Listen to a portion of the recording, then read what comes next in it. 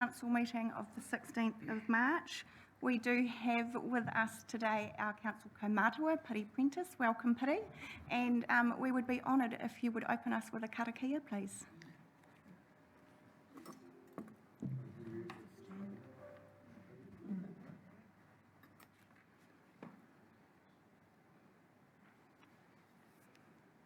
E nui tātou.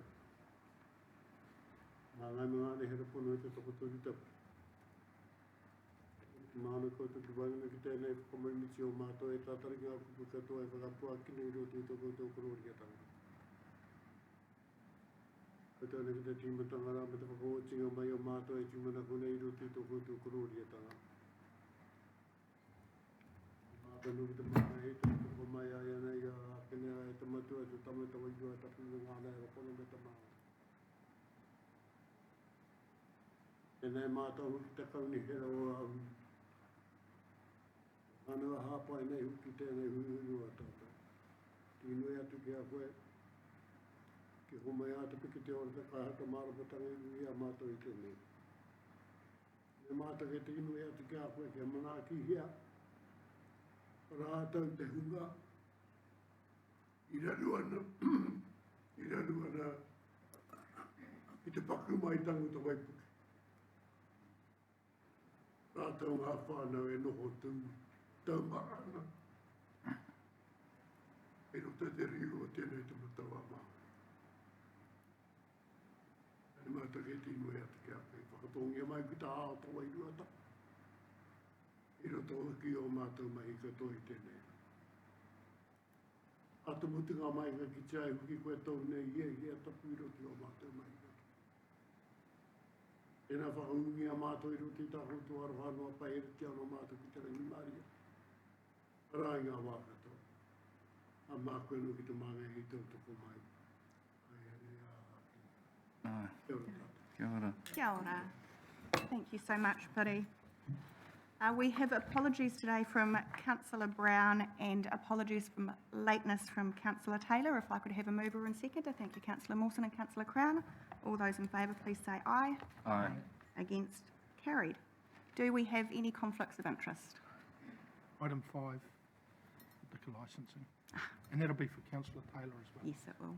Thank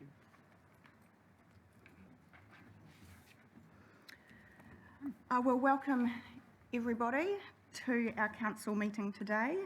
I did just want to take a moment to acknowledge that, of course, we are just over a month on from the Cyclone Gabrielle, and it's certainly been an incredibly busy and at times challenging times for our community, for our organisation, for our local businesses and throughout the whole region.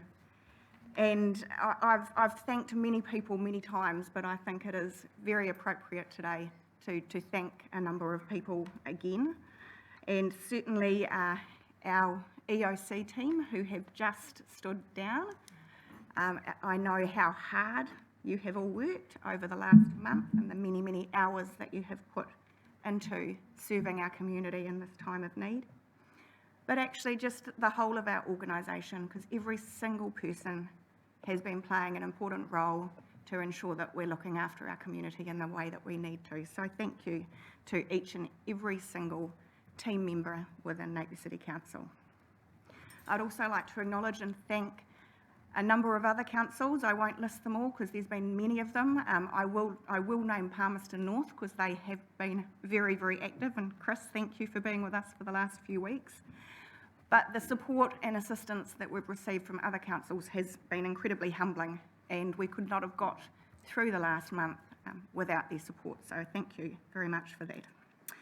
And of course, thank you to our whole community. It's been a tough time. And thank you so much for the patience that you have showed at times. We've all had to be patient with each other at times. But also thank you for all the incredible work that our community has been doing to support those that need it, to work together and to ensure that those who need help are getting it. Every single person has just been amazing and gone above and beyond in the way that we've supported each other as a community. So thank you to everybody for that. I also want to say thank you to Richard Minaker, who has been our Acting Chief Executive for the past 7 to 8 months, and I'm sure he did not anticipate having to deal with a national state of emergency when he volunteered to take on the role. I have to say he's looking a lot more relaxed this week, which is nice to see. So from myself personally, from all the elected members, and I'm sure I speak on behalf of the whole organisation, Richard, when I say thank you so very much for your contributions and your acting in this Chief Executive role over the last several months. And last but certainly not least, I would like to welcome our new Chief Executive, Louise Miller. Lovely to have you here, and again, I'm sure you weren't anticipating arriving to start working with us on our recovery from Cyclone Gabrielle, but we are thrilled to have you on board.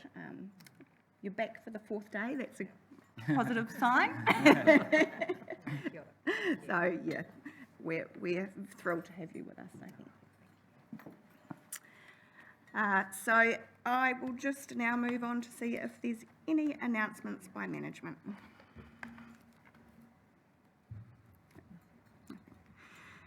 Are there any minor matters not on the agenda? I will just note at this point we do have one item of business that's not on the published agenda, which was the terms of reference for the Climate Action Joint Committee, so that will be part of the agenda. Now, confirmation of the minutes of the extraordinary meeting of Council held on Thursday, the 23rd of February. If I could have, thank you, Deputy Mayor Brosnan and Councillor McGrath. All those in favour, please say aye. Aye. Against? Carried. And we'll move on to our agenda items. I'd like to welcome and introduce our new governance lead, Andrew Springett. Springett, is that the correct pronunciation? Springett. Springett, thank you.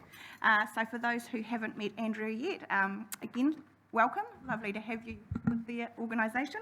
And Andrew will be speaking to our first 2 agenda items. First up, we have the local government statement. Okay, good morning all. The first item is the local governance statement, which I suspect you're all quite familiar with.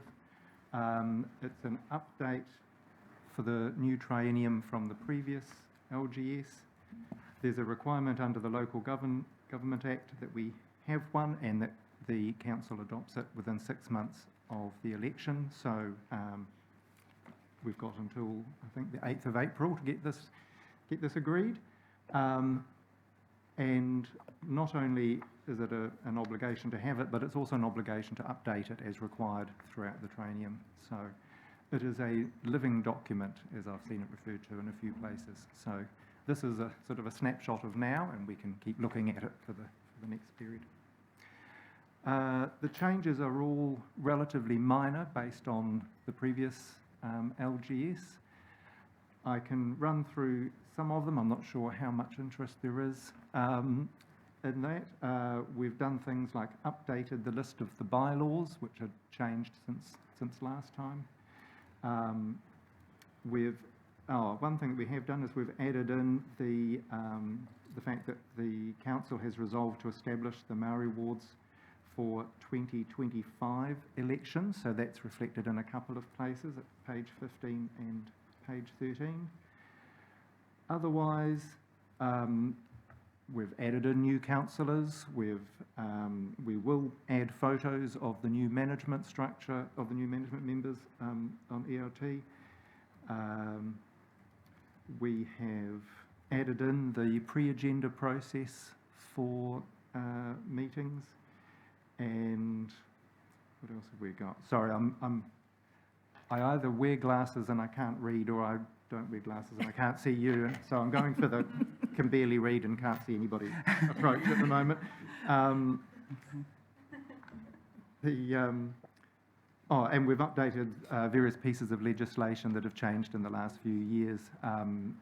The most significant one, I think, is adding in the requirement for the pecuniary interests register, which you'll all be familiar with. And updated the councillors on each of the committees, the portfolios, and the external appointments. So nothing earth-shattering, I hope. And I have learnt for next time that I should prepare a track change version so that I'll be able to go exactly to see exactly what has changed, but that's my summary of what's changed. Thank you very much, Andrew, and I think probably it was quite a good document for you as you started in the role to gain a good understanding of the structure here so Yes. thank you for the work that you've done actually updating it and bringing it to us today. It was a good I will learning open up to curve. councillors for any questions that you may have. Councillor Bogue. Through you, Madam Mayor. Oh, thank you, Andrew. You talked about this being a living document, so changes could be made throughout the triennium. What's the process? If we've got suggestions, do we bring them to you or take them to a committee? How does that work? I'm not entirely sure. They would need to be agreed by the council as a whole, so We have to go through. we'd have to come through that Thank you. approach. So Councillor Bogue, I think as any potential changes came through, it would be notified through to the governance team for them to actually update the document, and it would then come back through council Brilliant. again for adoption. Okay. Deputy Mayor Brosnan. Thank you, Andrew, for the paper. It is a really good summary document, so would just make the comment that I'd encourage anyone external to the organisation who wants to know a little bit about how council works. This is actually a really good one-stop shop to get an understanding of that. My question for you is a bit of a work program one after reading it, and you noted it in your introduction, the inclusion of Māori wards for our next elections in 2025. Bearing in mind that we've had quite a considerable changing environment over the last month or so, are you on track? Is your team on track to still be able to deliver that representation review? Because I note we lack in here timeframes around that, which maybe this isn't the right place for it. But I'm sorry, I haven't looked at that at all, so I would hope that we are on track, but I'd have to get back to provide advice on that. yeah, perfect. Maybe that's something that as time goes on you could provide us an update on. Okay. Thank you. Are there any further questions? Any general discussion before I move on to asking for a mover and seconder? I'm actually happy to move from the chair if I could have a seconder. Thank you, Deputy Mayor Brosnan. So yes, as pointed out by the Deputy Mayor, this really is a fantastic sort of document for the public if they did want to gain an understanding about their council and what our functions and activities are, and also how our community can interact and participate with us. So this is certainly one that if I get questions from the public, I recommend that they go and have a look on our website where they can find it. It really is a fantastic summary of all things Napier City Council. So, Deputy Mayor Brosnan, did you wish to add anything? No further comments. Thank you, Your Worship. Any other councillors wish to speak to the item? Okay, I'll put that. All those in favour, please say aye. Aye. Against? Carried. And Andrew, on to you again. A fairly procedural item this Yes, even more procedural than the first one. So this is just the amendments to the committee, the council and committee meeting schedule. I don't think I really even have to explain why some meetings weren't able to go ahead, but the cyclone did get rather in the way.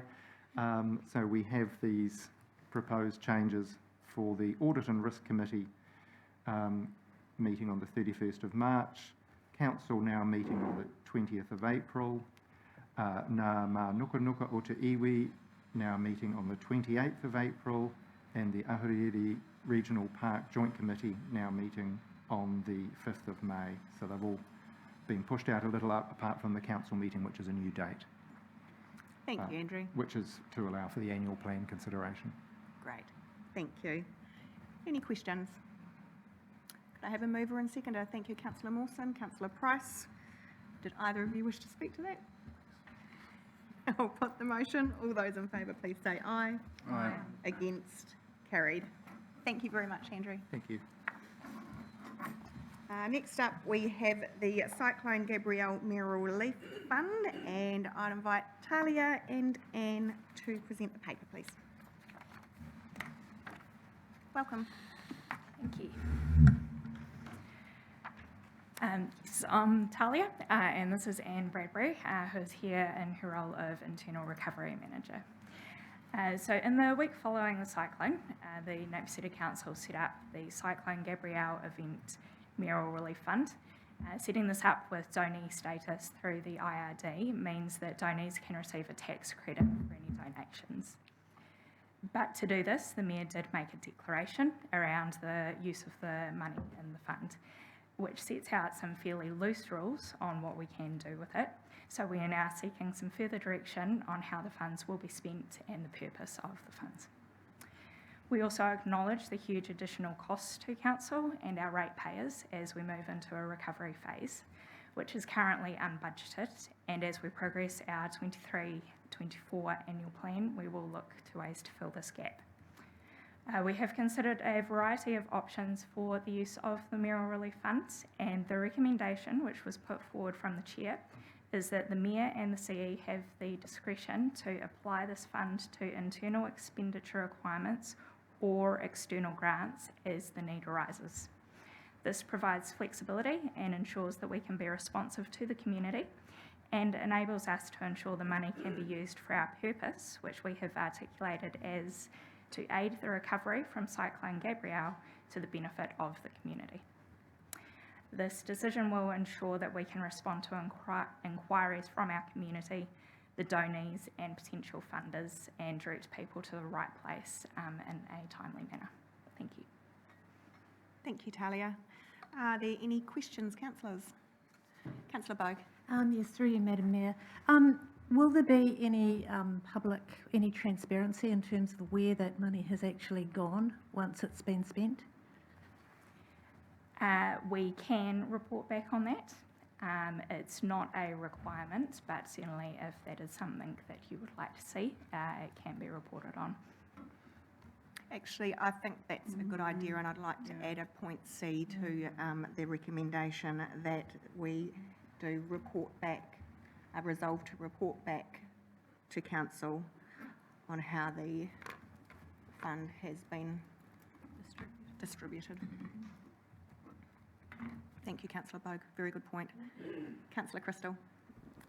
Just wondering, when we talk about to our community, is it limited to Napier community, ratepayer community, or is it a bit wider? Again, another very good question, Councillor Crystal. And probably quite a difficult one to answer. I would be keen to hear views around the table. We do also have the Hawke's Bay Disaster Relief Trust Fund, which is the one that is available for individuals to make applications to, and that covers, of course, the whole of Hawke's Bay. So I would be keen just to open up for any discussion on that and that level of comfort with this particular fund being opened up beyond our TLA boundaries. Deputy Mayor Brosnan. Happy to start the discussion, Your Worship. I think what we've got to remember is where these funds have come from directly to the Napier Mayoral Relief Fund, and I think if I'm correct, and perhaps Talia could correct me if I'm wrong, we said this would be Napier for Napier purpose, and so that what we've really got to turn our mind to is what do people who have donated think a Napier purpose or a Napier community purpose is, and it probably does, you know, if you're drawing a hard line, it probably is our TLO boundaries, but I think there also needs to be a little bit of grey and flexibility around the edge of that, but probably not too far, as maybe my start to that discussion. That's why it's good to have it, and I support the discretion being with the Mayor and CE. I think that allows for some practical application when people do make an application or make a request. Thank you, Deputy Mayor. And I think I agree with the comments you've made. I also think there does need to be, and this is the whole reason the recommendation is that it sits with the Mayor and Chief Executive, so that we do have that flexibility to enable us to make decisions based on need, based on a number of factors actually, and one thing that does spring to mind for me clearly is that our Aharere marae actually all sit within the Hastings boundaries. However, that may potentially be one thing, you know, that we would consider applications to this grant. So I think we do need to retain the flexibility. I don't believe that we need to amend the recommendation in any way to specify that. I think it's important that we do acknowledge that first and foremost, we have been donated these funds to us as the City of Napier, but that we also acknowledge that there are a number of communities of interest that very much identify with Napier who don't sit within our boundaries, so we need to have the ability to support those if appropriate and required. Councillor Simpson. Yeah, through you, Madam Mayor, just a basic question really. Has the trust been formally named? And what I mean by that, I'm leading to the point where does it need to be named the Napier Mayoral Relief Fund for points of clarity for the people that are donating so that it's clear to them that it is primarily a Napier fund? There's going to be a plethora of these funds going around the countryside, and if it hasn't yet been legally named, I wonder whether that's an option for point of clarity. Thank you, Councillor Simpson. My understanding it is the Napier Mayoral Relief Fund is the formal name. Is that Yes. correct, Talia? So when we applied to IRD, it was with the name the Napier City Council Cyclone Gabrielle Event, February 2023 Mayoral Relief Fund. Thank you. Wow, there comes a hell of a title, isn't it? Hell of a story. Yes. So we will just actually amend Part A of the resolution. If Talia, if you wouldn't mind reading out that entire name again for Carolyn to quickly type it in. Napier City Council Cyclone Gabrielle Event, February 2023 Mayoral Relief Fund. And that's in the first paragraph of 3.2 as well. Ah, great.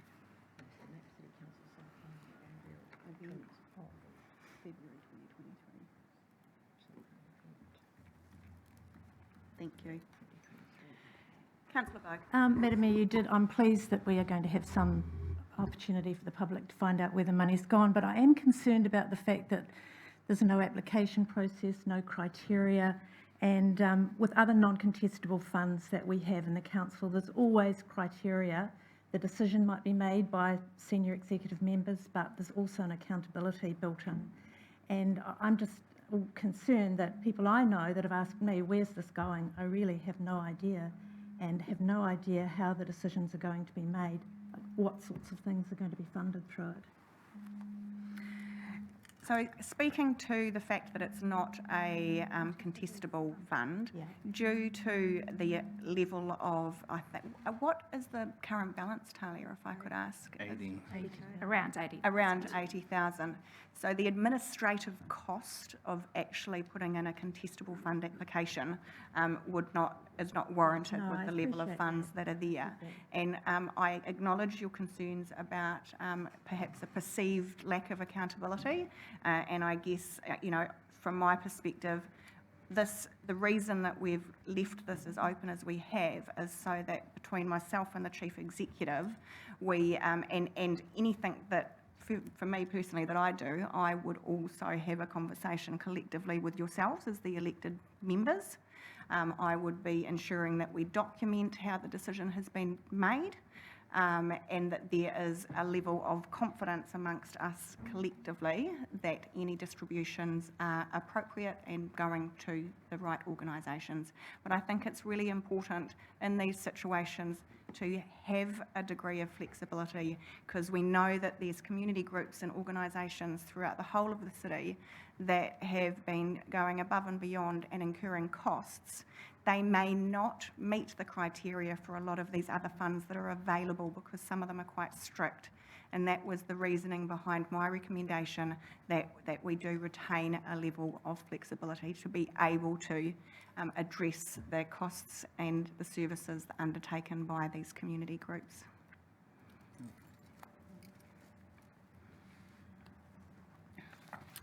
Any further questions? Any further discussion before I open up for a mover and seconder?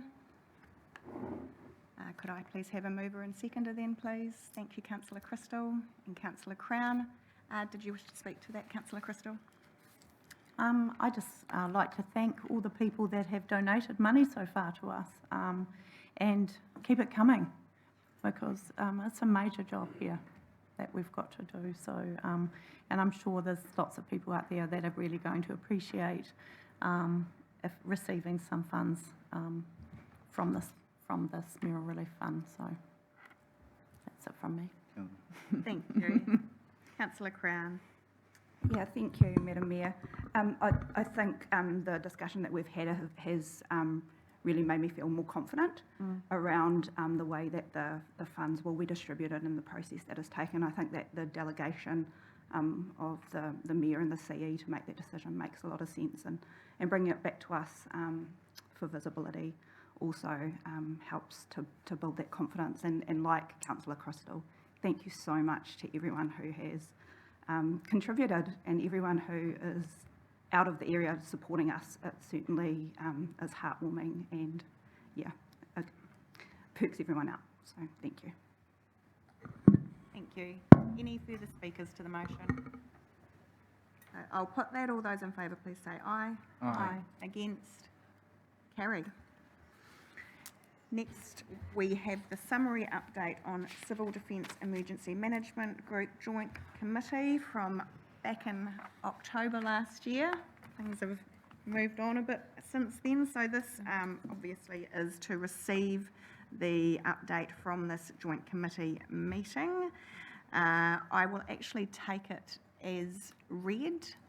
I am on that committee, so happy to take any questions if there are any. Deputy Mayor Brosnan. Thank you. It's probably more of a holistic question than one about these particular minutes, and that is, I understand there's been a flagged review of the performance of civil defence in relation to how Napier was serviced, I suppose, is my area of interest from the joint committee or the joint group. Is anyone here able to give us an understanding of how that review might occur, the whens and the hows? I suspect it might be slightly early for anyone to be able to answer that question, but there certainly will be a number of reviews undertaken and, with regards to the response to Cyclone Gabrielle, both at group level and I'm sure at each individual TLA level, and probably, I suspect, even another level above that. And as there is with any type of emergency event, there will be many learnings, I think, for all of us. So I think we can all be confident that there will be really robust review processes undertaken. Louise? Yeah.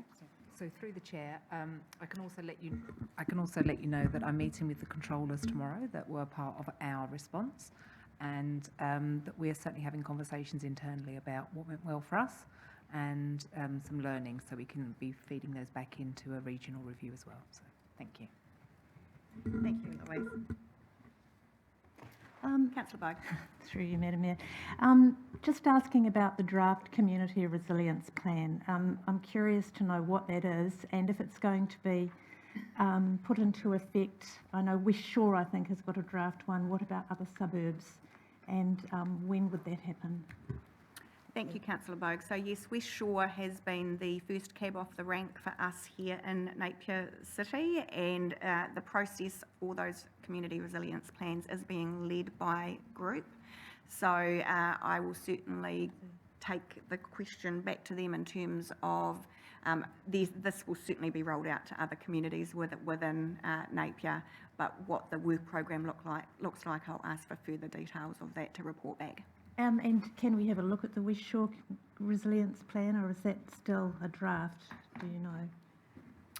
I'm sure it is available for us to have. Actually, as one of the councillors, have you seen anything as yet, Councillor Price? In working with them on it, I haven't seen the final result. No. Yeah. John McGifford would be the one to speak to. Yeah. No, we can certainly. I don't see why we wouldn't be able to make the draft plan available for councillors to have a look at. Just make a note of that. Thanks, Carolyn. If there's no further questions, as a member on that committee, I'm happy to move from the chair. If I could have a seconder, Councillor Simpson, thank you for that. And Councillor Simpson, did you wish to speak to that at all? No, I think there's a bit of a process we'll go through, so I think it'll all come out in the wash eventually. Okay, thank you. So I'll put that. All those in favour, please say aye. Aye. Against? Carried. Item number 5, I'd like to invite Luke Johnson to come and speak to this. That's the extension of the District Licensing Committee contract.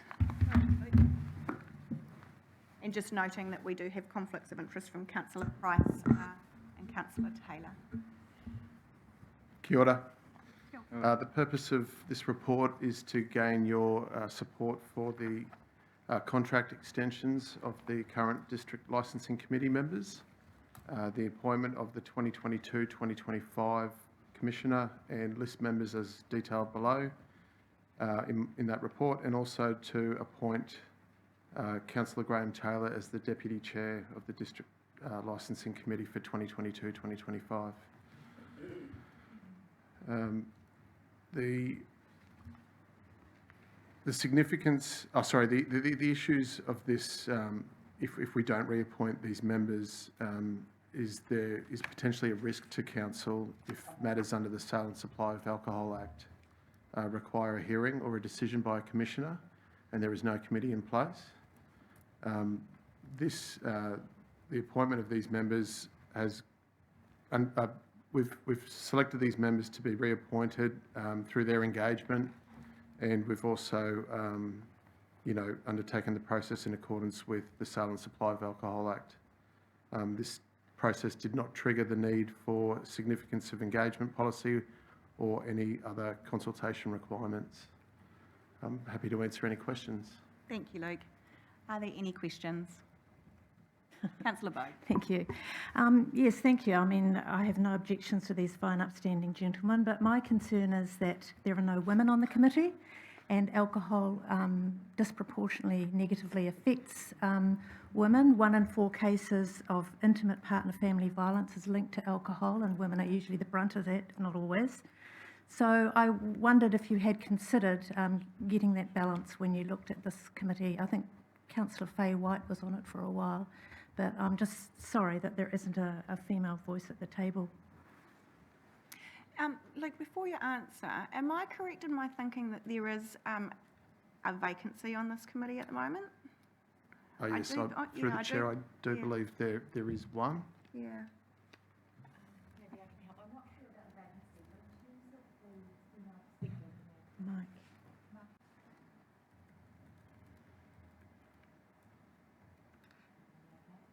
No.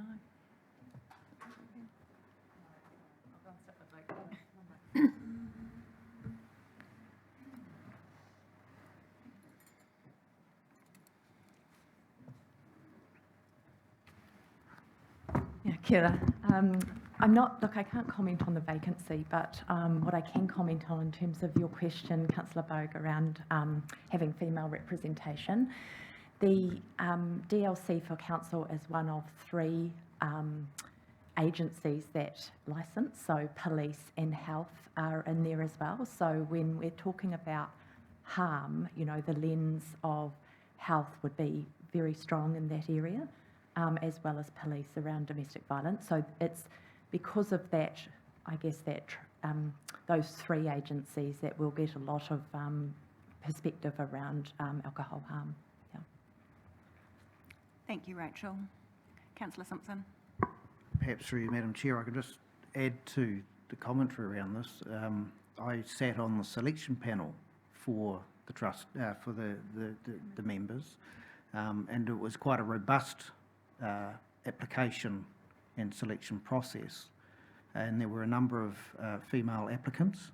Unfortunately, in this case, we had to go with the people who served the greatest criteria for the needs of the licensing requirements. So just to advise that it was actually a publicly application and a criteria of the best people for the role that was taken. Thank you, Councillor Simpson. Any further questions? I move. Thank you, Deputy Mayor Brosnan. A seconder? Thank Thank you, Councillor McGrath. Did you wish to speak to that? Yeah, just to endorse the comments Councillor Simpson made, this was a contestable process, and I was very confident in being involved in that process as well, that we have a really high calibre of commissioners, and I think, yeah, that there is a range of perspectives that are brought into any district licensing decisions. So, and it's not that all 5 sit at one time either. It's a range of persons who are able to sit. So, yeah, supporting the recommendations. Thank you. Thank you, Deputy Mayor Brosnan. Councillor McGrath? No. Any other councillors wish to speak to the motion? I'll put that. All those in favour, please say aye. Aye. Against? Carried.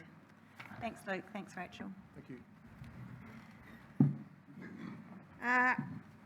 I'm personally very excited about our next agenda item, and we have a number of staff and our council kaumātua here to present this to us today. So I would welcome Beverly and Piri, Michelle, Waramu and Fleur. And Hilary, are you joining as well?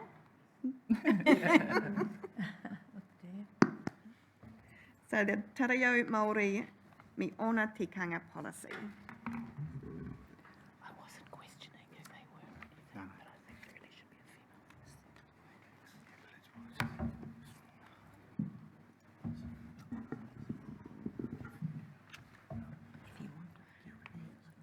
Ka tiko te mea tuatahi, te mihi atu ki a koe. E ki te kāpene e whakahaere nei te waka o te kauniheru a huriri a Kirsten tēnā koe. Uri atu ki a koe Louise, nau mai haramai. Haramai. E koutou hoki ngā kaunihera. Te kaunihera, e nei te mihi atu ki a koutou. Tēnei au, kei te tono atu ki a koutou, ke hāpaingia hoki te kaupapa, ke mui a mata. Hei ahai, ke a tinana hia, ngā tono tikanga a tēnei me te titi o waitu. Kāre te kumero o tia hoi anō, hei te mihi atu ki a koutou. I started work across the road in the Supreme Court in Napier here in 1961. And I can tell you there was no attempt to talk about the reo and me ona tikanga in those days. And then I spent 19 years in the corporate office in the Department of Labour in Wellington, and suddenly there was an attempt to incorporate te reo strategy and waiata with the Department of Labour across the country. And a great effort it was. And then there was a restructure. And then I saw suddenly it all come to a stop. But if you think that from 1961 to where we are today, there's been huge gains. I'm not going to talk about the Treaty of Waitangi. There's been enough said about the Treaty of Waitangi. But suffice to say that the Treaty of Waitangi is about a partnership between the Napier City Council and mana whenua. And if learning the reo and me ona tikanga enables you to better integrate and work with mana whenua, then I say, let's get on with the job. Let's get on with the job. And I look at the news this morning on TV3 and see how comfortable the presenters are in doing the news and the way they've infused our reo into the way they're working on TV, and I think it's wonderful. And I implore you to do the same, please. Whakaare te kumiro che, hoi no, mihi atu kia koe o ki te rangatira mori, tēnā koe. Huri mai rā kia koe, Chad, Kei whia mai te mihi atu ki tō iwi, o a tātou whanaunga hapu o Ngāti Pārau. Me ki rātou kua raru ai ki te paku mai tanga o ta Waipuke. Kei whia mai te tangi me te mihi atu ki a koutou. A ki ngā marae hoki. And so, in talking about the reo and the tikanga, I'm required to mihi to the Mayor and to the CEO. I'm required to mihi to those that are sitting heavily with all the impact that Gabrielle has brought to Hawke's Bay. E te mihi atu kia koutou mo ngā mate. Rātou i hinga mai nā, hinga mai nei, i runga wā tātou marae maha. Nei te mihi atu kia koutou e ke atu ki te oki tanga o tahunga wairua. Ki te kā puni tanga o rātou maa. E nā moi mai rā, moi mai rā, moi mai rā. And I'm also required to remember those that have passed. The many of those that have passed recently, and I tangi to them. So that's our reo without even talking about the language itself. Right? That's the tikanga we're talking about today. So I mihi to all of you today and ask you to embrace the strategy that we have for you today. Kia ora tātou. Kia ora. Thank you, Piri. Beverly. Tēnā tātou. Tautoko hei nā kōrero he te pāpā nei. Piri, kia koutou katoa. I fully support Piri's endorsements and his mihi to you all through Gabrielle and the wonderful work that's been done between both mana whenua and yourselves. Nō reira, tēnā koutou. So we are here today, our team, our wonderful team. We've been tasked, it's been over a year now that we've been on this journey of the Te Reo me ngā tikanga policy. And it's been a wonderful journey, lots and lots of learnings.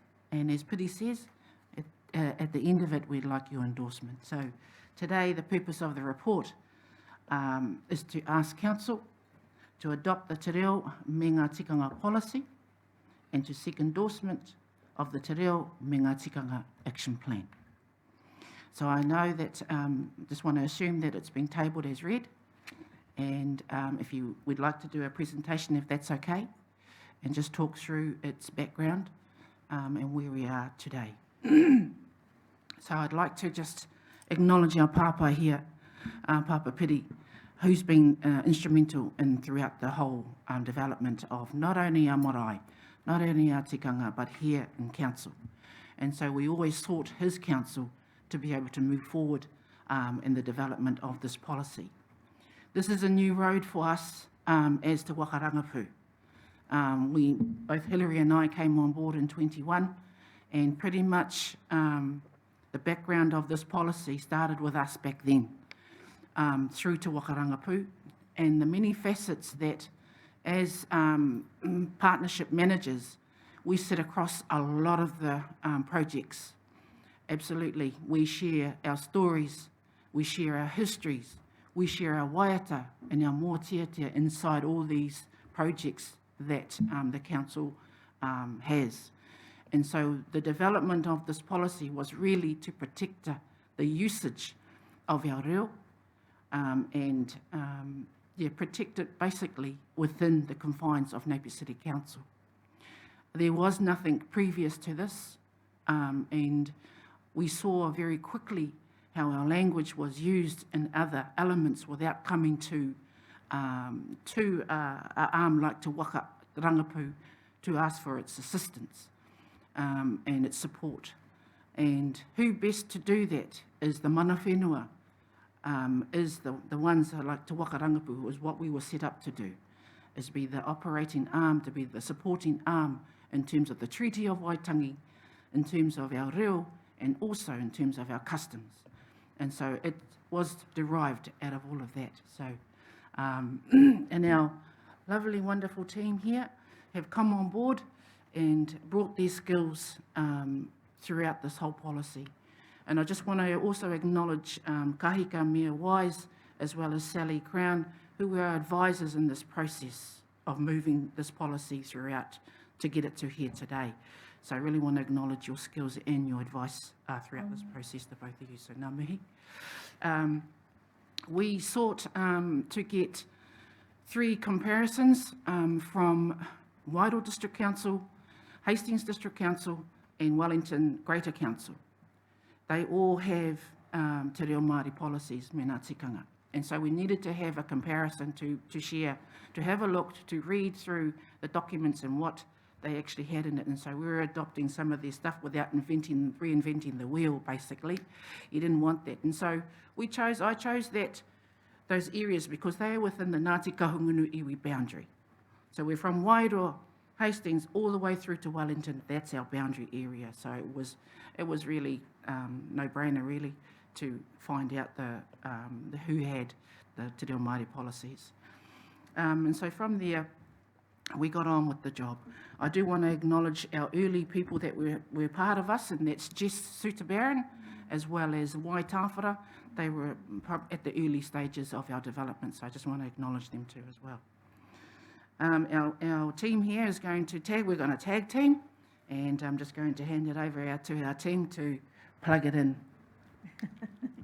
and support ngā mihi.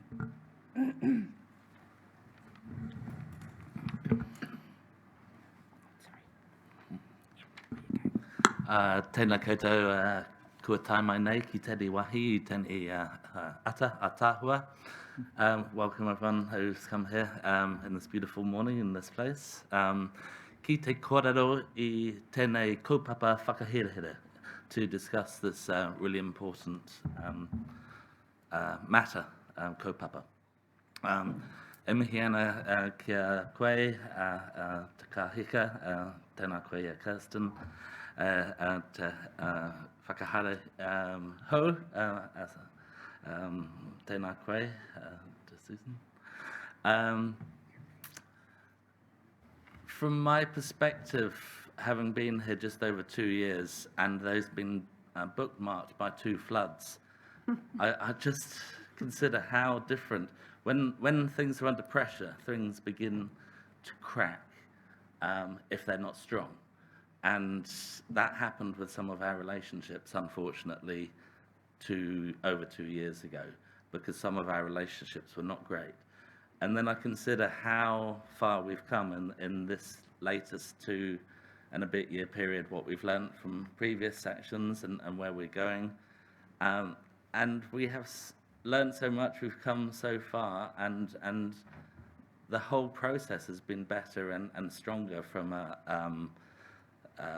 ahuriri perspective, is what I've seen. And that's why it's so exciting that it is such a important part of the journey. So I'll keep it short. Ka mutu aho ki te kōrero. I'll finish by saying, hei waka eki noa.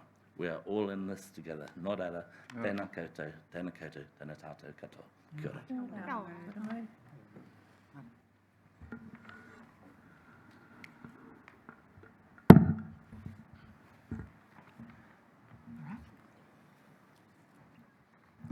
Kia ora koutou. I'd just like to take this opportunity to talk about what this means to me personally.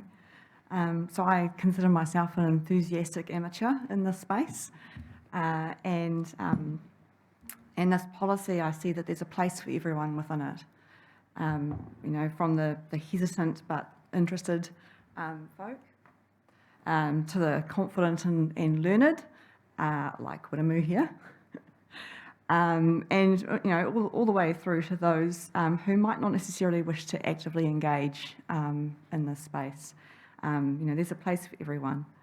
And as we continue to work within this environment, provided there is kotahitanga, atawhai, manaaki and ako, then, you know, council will provide, you know, both the opportunity and the space for individuals to take their own journey at their own pace. So I see that this policy is a real recognition of a shift within society, and a really an opportunity to demonstrate leadership within the community. This is an organisational commitment to te reo Māori and tikanga, and to strengthening our relationships with our partners, and doing so through a greater understanding and our eagerness to learn and be involved. So yeah, I really look forward to seeing how the way that we implement this this policy over time will evolve, and how the organisation as a whole will embrace te reo Māori, tikanga Māori, and te ao Māori in all that we do. Kia ora. Kia ora. Tēnā koutou katoa, ko Michelle Gregg tōku ingoa.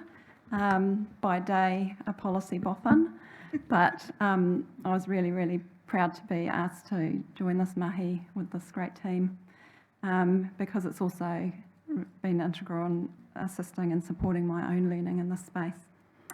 So just to be really brief, I think this policy gives us a great opportunity as a council. It gives us an opportunity as a city and as a community to recognise and use te reo Māori, and to incorporate tikanga Māori in our everyday life, and to actually see that come to life, I think is going to be a key part of having this policy come to fruition.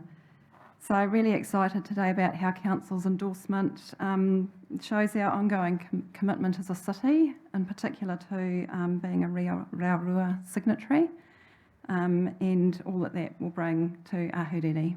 So kia ora. Kia ora. So kia ora tātou. So as you heard Fleur mention the 4 principles based on aroha, and as all you know what aroha is about. It's about empathy, having passion in the te reo and the customs of our people. And first one being kotahitanga, which is unity and bringing everybody together. As Wiremu so said, he waka eke noa, we're in this together. Atawhai, meaning the kindness, being kind. I can ask myself that too a lot of the time. So manaaki, having that caring arm, whilst learning the real, whatever it is in your life that fulfills you in terms of our te reo Māori. That's about having the manaaki for it. And also the learning. There's so much learning to be had within Napier City Council, within the wider community, as well as our mana whenua involved in it. So those are our 4 overarching principles. When we go down to the strategic framework and the action plan, it's about the increased awareness of te reo Māori from everybody. And Michelle mentioned the te reo, the bilingual strategy that we have under Department of Internal Affairs. There are other cities that are involved. It's actually being bilingual. It's asking Ahuriri, Rotorua, Otaki, and ourselves to be bilingual by 2040, which comes in line with the 200-year celebration of the Treaty of Waitangi. So wouldn't that be nice for our city to become fully bilingual by 2040? So that's one of the real characters inside this in this policy. So part of the areas of the framework we looked at in the workshop that we had with the councillors and with mana whenua, with our mayor included, is we looked at the increased awareness, the increased use, the increased profile, and the increased learning. And so all of that matters, all of that stuff matters, and it was brought out through the workshop at that time. This is what they brought out through that wānanga. So I think I've talked too much, and if you have any questions, please, tēnā koe tau. Ngā mihi, Beverly. Before we open for questions, I would just invite our Pouwhakari, Morihu, if you would like the opportunity to comment.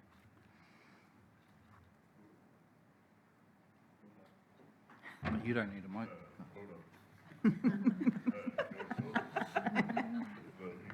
Hello, can you go?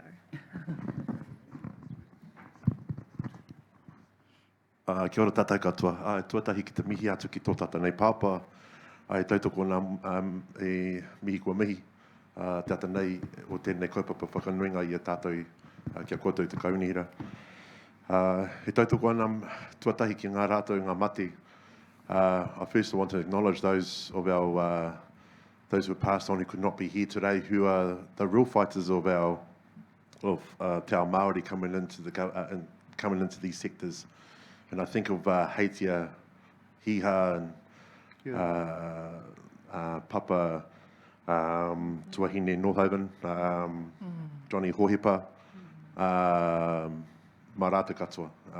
You know, those who actually used to come into council and say, this is how we did it, and we never did it. And I could see them sitting here today,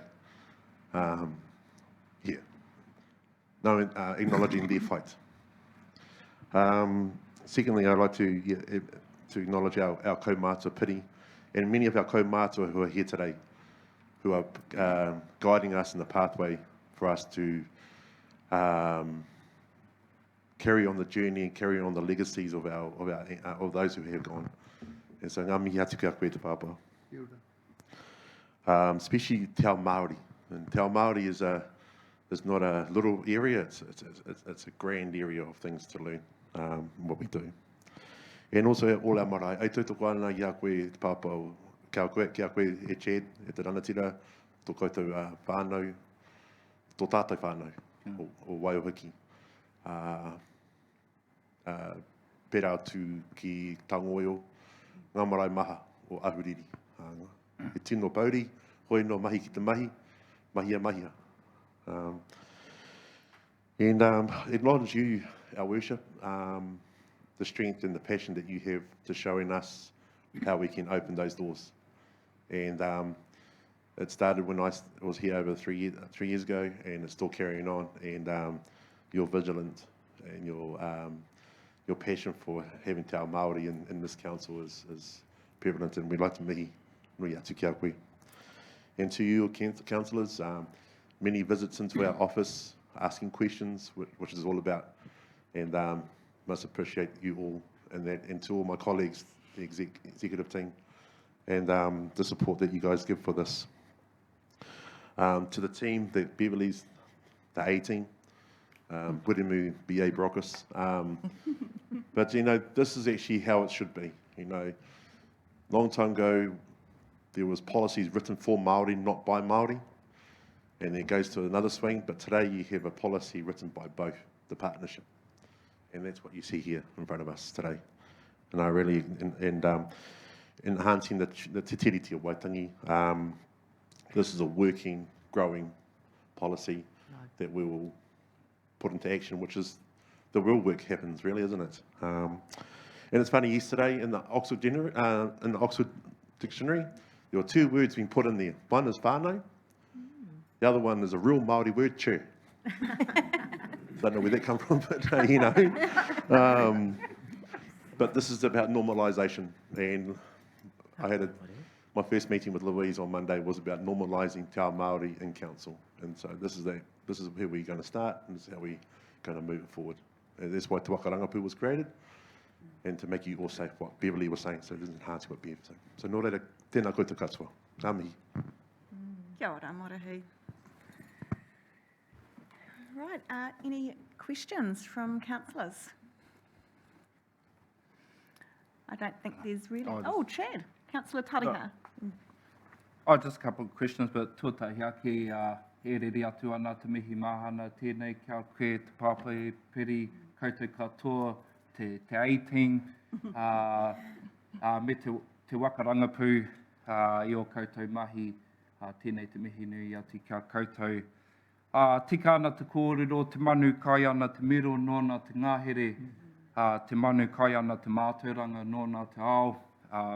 The bird that eats the berries can rule the forest, but the bird that eats knowledge and gains high education can rule the world. So, yeah, tēnei te mihi nui atu kia koutou.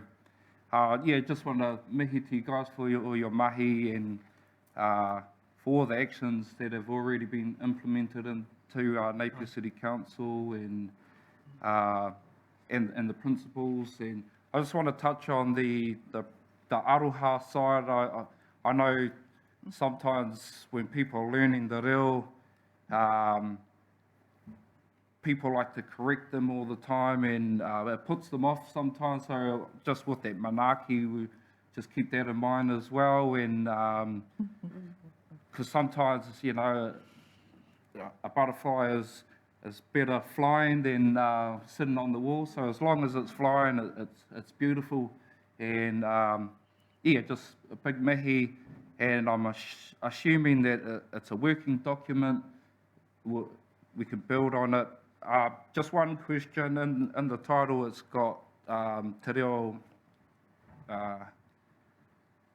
Māori me ona tikanga, but throughout the paper, it's got te reo me ngā tikanga.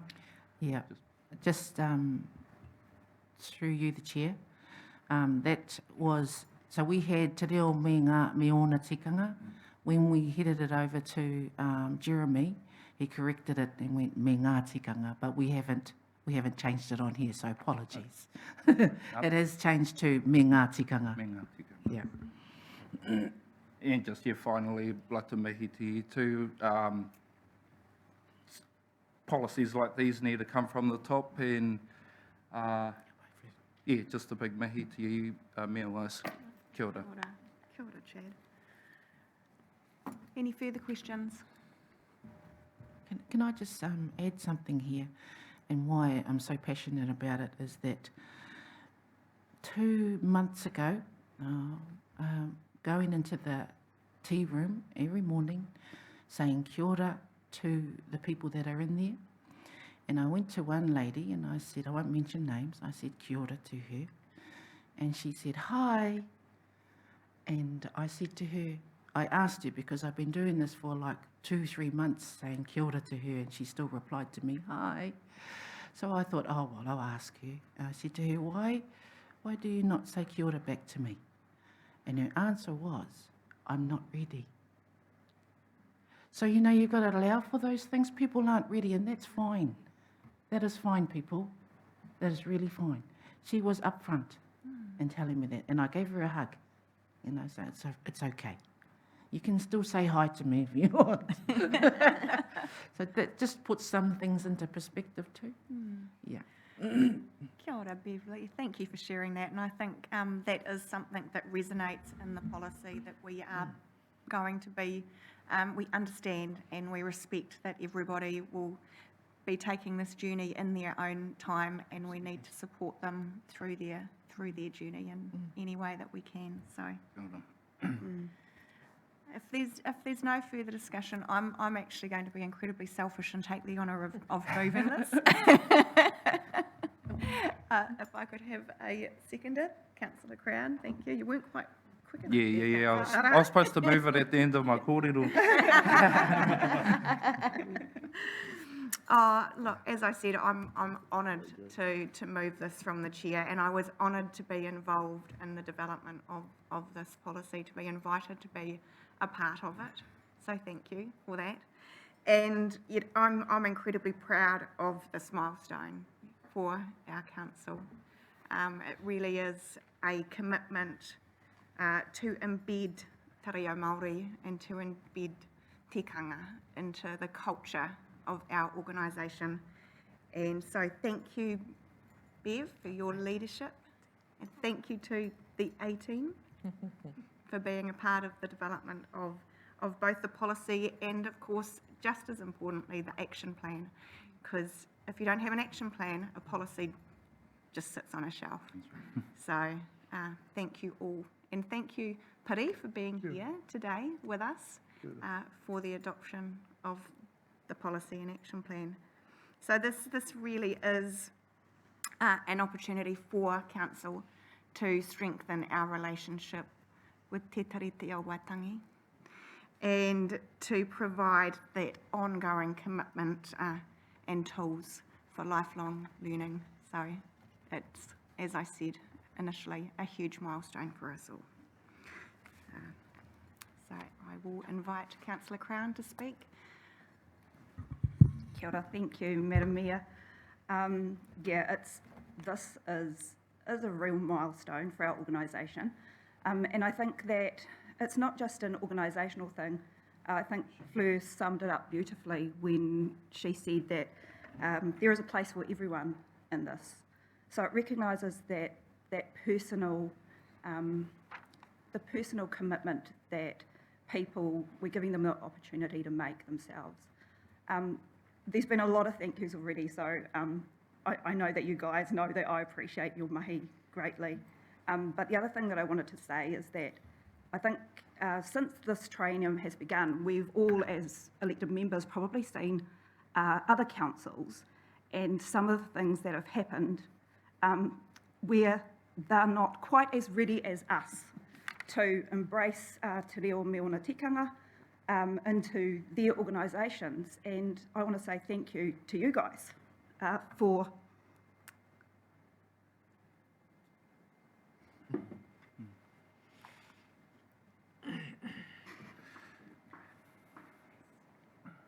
thank you for being ready, and thank you for being committed, because it really does mean something.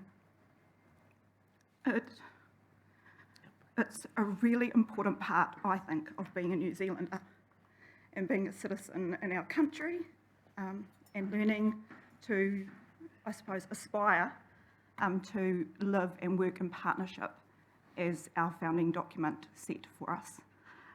Aspire is something that is used throughout this policy as well, which I think is a really beautiful thing to say.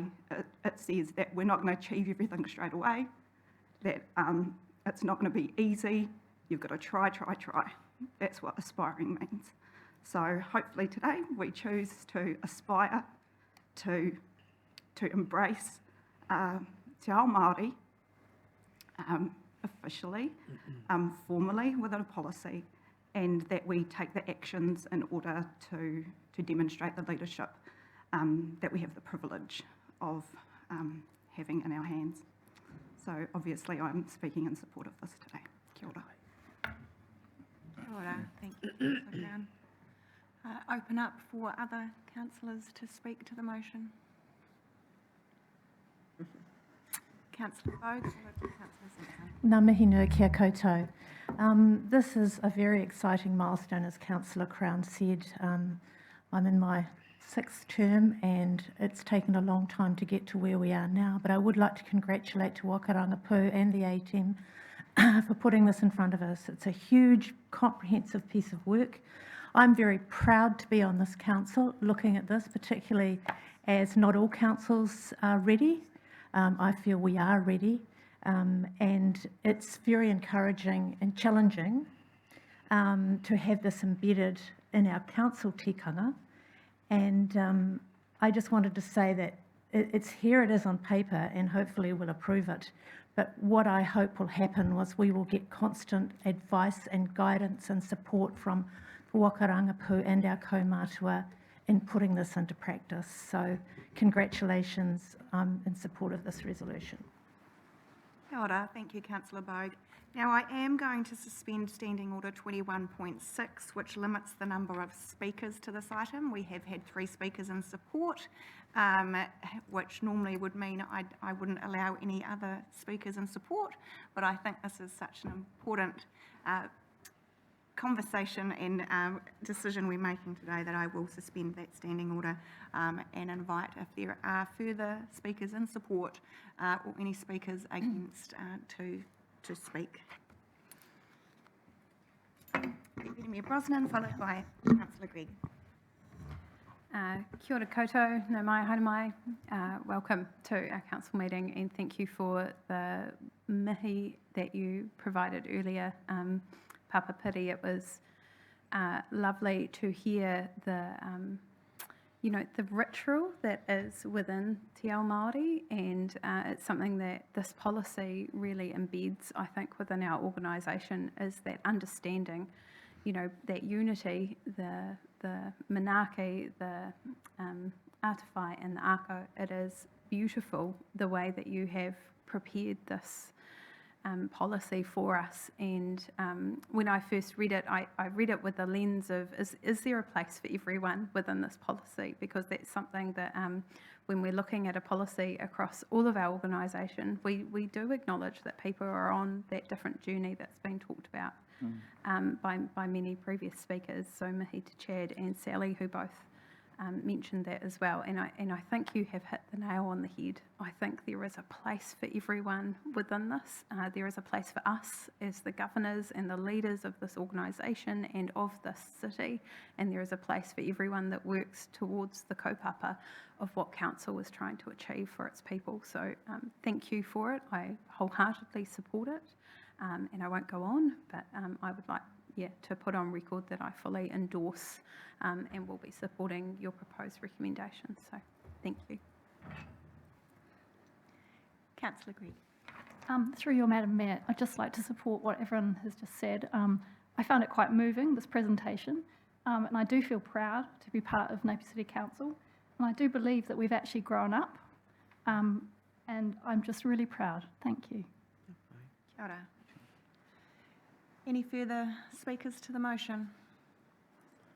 Councillor Crystal. Kia ora. I'm too very proud to be part of this, and one of the things I've taken out of our workshops is that baby steps are okay, and I think Te Waka Rangipu have done a really good job of letting us know that's okay, because some other organisations haven't done as good a job at letting baby steps be okay, and that has probably thrown the community in a big way. Whereas I think if you take people on the journey with you, no matter big steps or little steps, the journey will happen a lot easier, and we will smooth out the bumps a lot easier, rather than trying to just change at the top. So I'm really proud of you guys, because you've made us feel very comfortable on this journey. So thank you. Kia ora. Kia ora. If there's no further speakers to the motion, I would like to put it, please. All those in favour, please say aye. Aye. Against? Carried.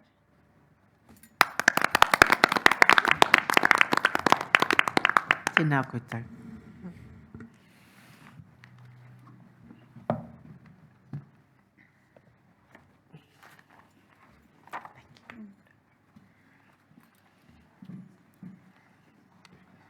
Say it, Jane. No. Sing a song. Yeah. Āneira. No, I was just assuming. Bev was going to do a waiata. She's disappearing out the door. I think we need a waiata. Anaira, perhaps. Yes.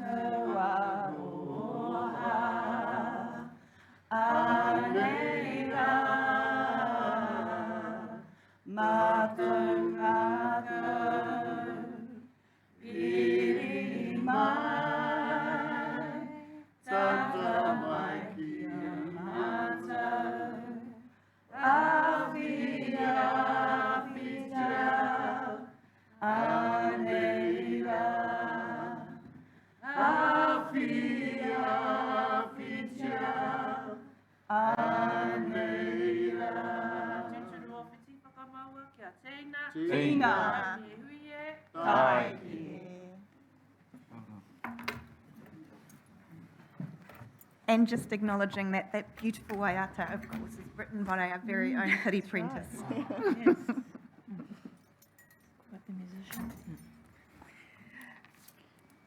Moving on to our next agenda item, which is the Ford Road Extension land legislation, and inviting Brian up to talk to that.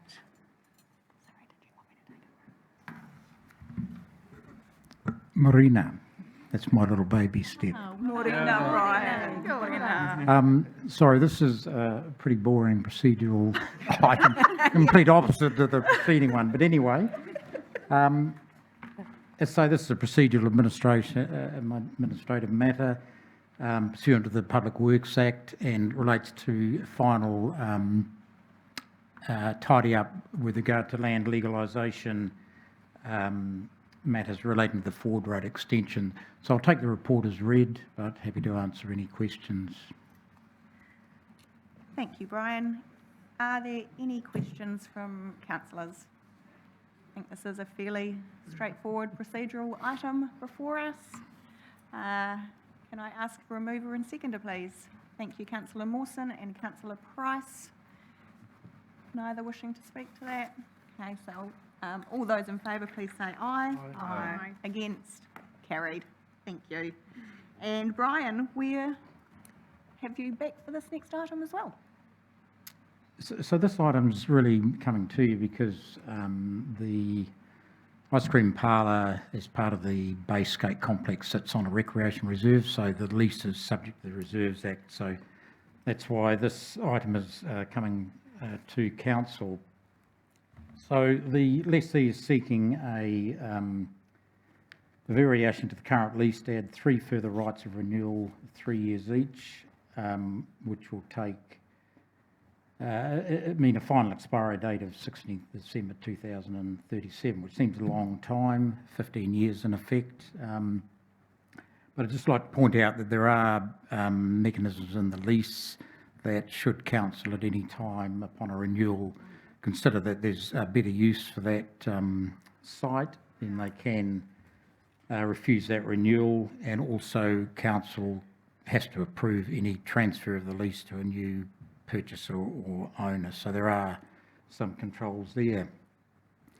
So it's a very popular facility. I can't foresee council wanting to remove that ice cream parlour. So my recommendation is that that variation be approved. Happy to answer any questions. Thank you very much, Brian, and certainly can understand why the business owner here is seeking some security. So I think your recommendation is sound. Are there any questions from councillors? Councillor Price. I just want to move it. You happy to move it? I just want to say a couple of things. Yeah. Okay, and Councillor McGrath, second. So I will just double check though, if we've got these two very keen to move in second. So Councillor Simpson, a question. Through you, Madam Chair, it was just a question around the dates and things. While it's a very generous extension, I was just going to question if the current occupier chooses to exit, what's their notice period?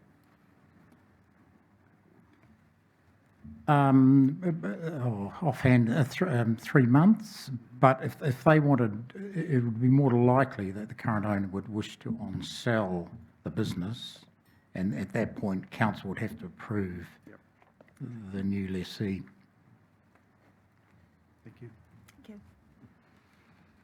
Okay, no further questions or discussion. We have a mover and seconder. Councillor Price. The reason I wanted to move this is I've dealt with Steve over this for some time, and it was actually prior to the election.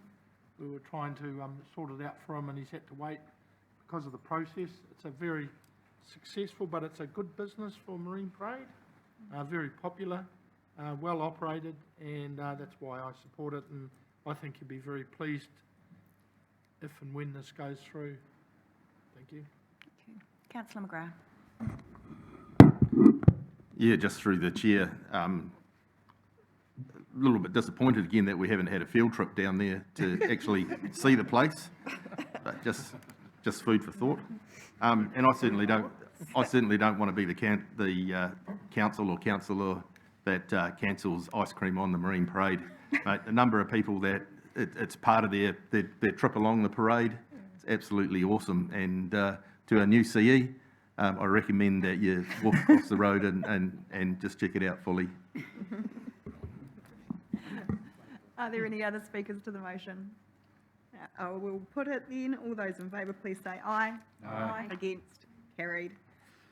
On to tenders let. Now, we actually have no tenders, but we just need to receive the report. So if I could have a mover and seconder, Councillor Mawson, thank you, and Councillor Price. All those in favour, please say aye. Aye. Against? Carried. And now we do just have, obviously, the item of business not on the agenda being the terms of reference for the Climate Action Joint Committee, and I invite Heather Bosselman to the front to present the paper, please. Welcome, Heather.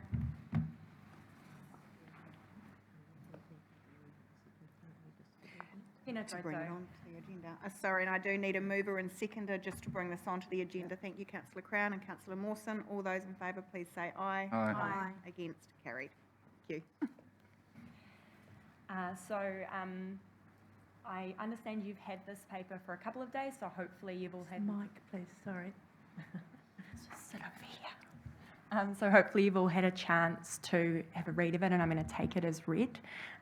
This joint committee has come out of a mayors and chairs meeting, and so I'd like to acknowledge Mayor Wise being part of that initiative. I think we can all see out of Cyclone Gabrielle how important it is that there be a regional collaborative response to climate change, and this joint committee is going to give us the opportunity to do that. So it's certainly timely. The joint committee won't have any power to direct councils to do anything, it will just make recommendations, so there's no particular risk there. And the regional council at this stage will be providing the finances to run the joint committee and to pay the Māori representatives who will be attending. So I'll take any questions. Thank you, Heather. Opening up for any questions. Councillor Bogue. Thank you. How often will they meet, Heather? So at this stage, it's no less than 3 times a year, and so far 3 meetings have been booked in, but I'm not sure exactly. It looks about every 6 weeks at the moment, but it could be more than that, less than that, depending. And will the minutes be put onto our agendas? Will we have access to the minutes? Yes. Okay. Yeah. And just one other question. Will the meetings themselves be live streamed or open to the public? I would have to check. I presumed so, yes. Yeah. They may not be unless regional council choose to live stream it. We within Napier City Council live stream full council meetings and standing committee meetings. So it would depend on what the practice is with the regional council as the hosting council for this.